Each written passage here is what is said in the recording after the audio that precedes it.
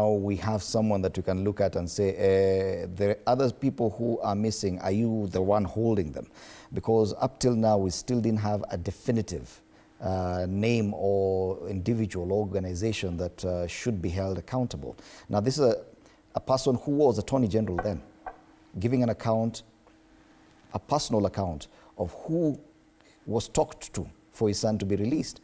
And now that we are clear, or at least from that highest level, we know that the NIS chief could be, in one way or another, involved in this kind of abductions. What next? Thank you so much, Fred. I think I'm fortunate enough to have been here that Friday morning after the son to CS was abducted. And if I remember very well, the conversation was very difficult because for somebody who was then an acting general, Attorney General, for him to wake up to his son being abducted, it gave us the question of, if they can abduct a son to somebody in power, then what is the next step? And true to it, less than 1 year down the line, everybody can be abducted, including a tourist from any other country that their government thinks is in Kenya to seek asylum or maybe to hide from the government that they criticize. And it's a very sad state. And especially by the fact that the members of parliament, the first reaction is not to even put the NIS chief on the stand and to get the correct position. Their first stand is impeachment, and it rolls back to the time of the impeachment of the former deputy president, Rigathi Gachagua.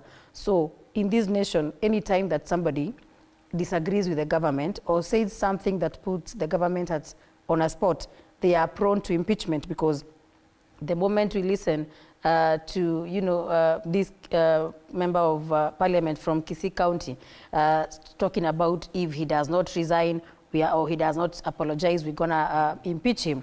It takes us back to when Gladys Sholei at a meeting was seen holding a cane and saying, "We are Gachagua, we are going to deal with him." And again, we backdate to recently at a funeral when Gladys Sholei told the president, "You know what, I am somebody who does whatever you say. The last time you told us to impeach Gachagua, he sure went home." So first of all is to appreciate the likes of CS Justin Muturi, because not many would stand up to that. And yesterday during the CS interview with the committee, I had one MP ask, what is going to be the response of those CSs if they come a time when they don't agree with the president, or maybe they don't agree with the cabinet meetings? And the question narrows down to, are we in a nation whereby if you don't agree with your boss, you are the wrong person? Shouldn't we have a government where the people inside can also correct the government? Shouldn't we have a president and a regime that is open to listening to their people? Because for somebody to openly come outside, it means behind the scenes they've tried every other means.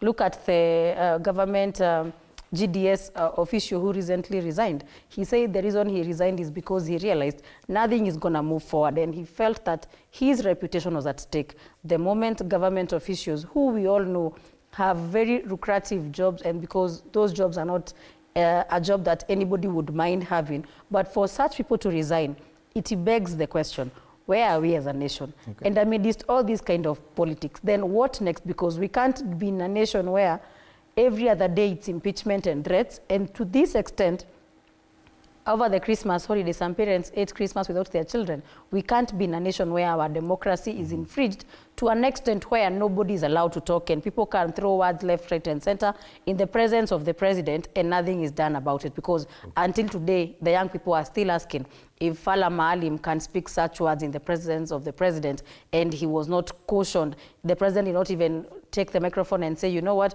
you went a little bit overboard, and I think that was too much. Then maybe behind the scenes correct him. But they still want to hold the standard of the young people are quite disrespectful. Okay. They are going overboard on social media. Okay. Yeah. The people daily, they say Muturi apps war on Ruto.